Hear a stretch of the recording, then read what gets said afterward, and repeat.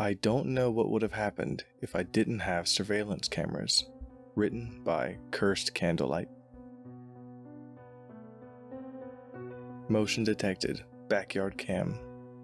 The notification sound of my cell phone merrily jingled as the screen came to life for the 10th time since I had come outside to assemble the wooden playset that now somewhat resembles a functioning slide.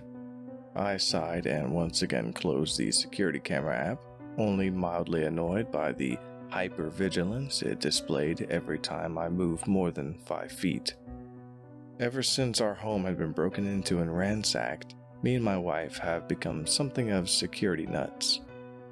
I still remember that day with absolute clarity, coming home from what was supposed to be a fun family outing to the movies, only to find our sliding glass door shattered and every possible earthly treasure inside unceremoniously stolen. Joan, my wife, couldn't sleep for months, restlessly pacing to and from our son's room at least 5 times a night.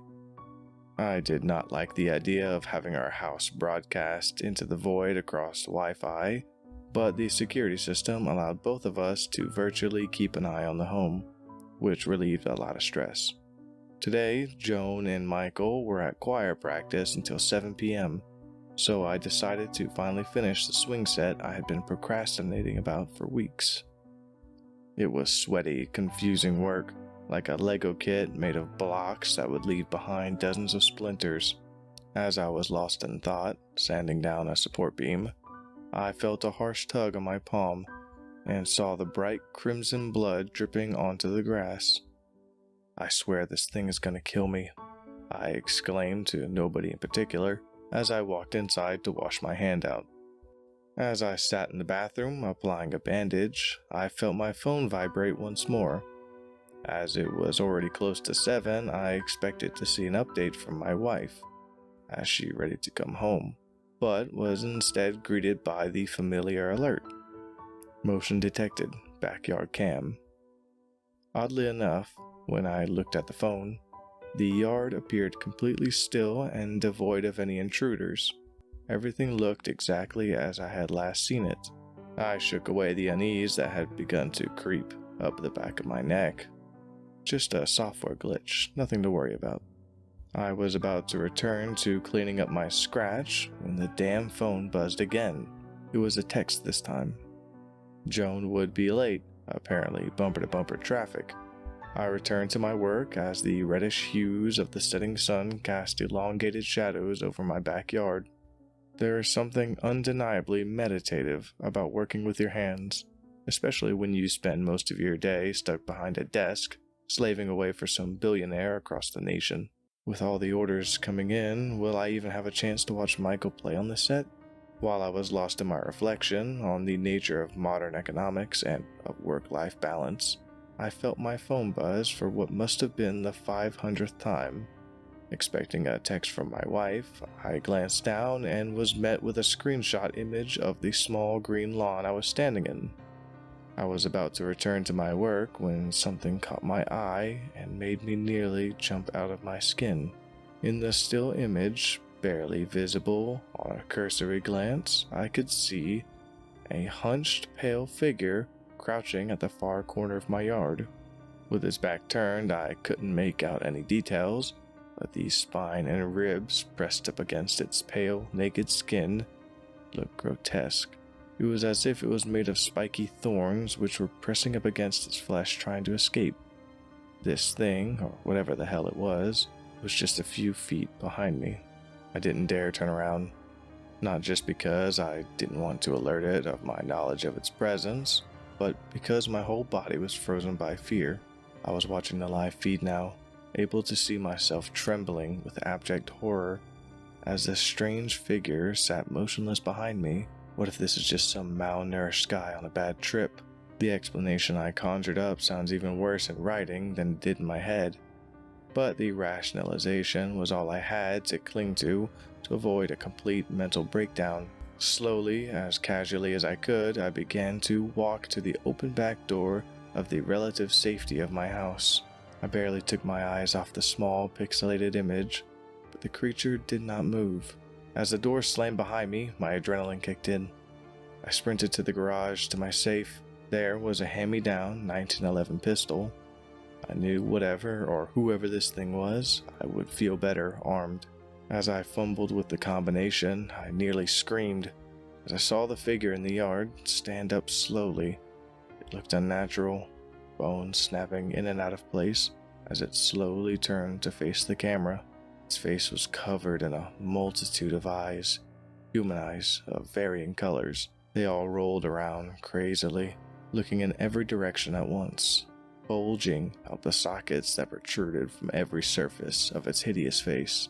My heart was pounding in my ears as the monster slowly began to lift its right arm, savagely clawed fingers unclenching to reveal their absurd length. The hairs on the back of my neck stood straight, and a cold sweat broke out on my forehead. When I saw what this thing was doing, with its disproportionate arm stretched high, it was waving to the camera. Dozens of its eyes fixed on the lens.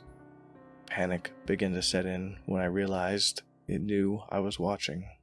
For a few minutes, I sat there frozen, clenching my pistol and grinding my teeth, locked in a staring contest with the monstrous eyes that stared mockingly up at me from my phone. Then, a sudden sound above me made me jump out of my skin. Oh shit, Joan and Michael are back.